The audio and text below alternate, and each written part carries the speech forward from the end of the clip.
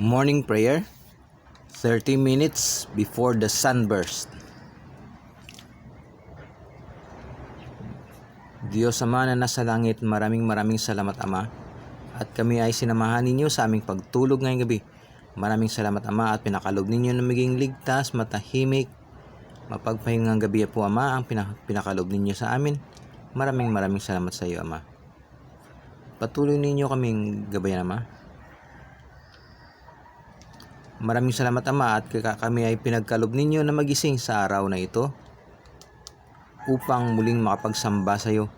Muli kaming lumigaya at muling mag-enjoy sa kaloob na araw, sa kaloob ninyo, sa pinagkakalob ninyo sa araw, pinagkakalob ninyong araw na ito sa amin. Maraming salamat po Ama. Patuloy ninyo kaming gabayan Ama sa aming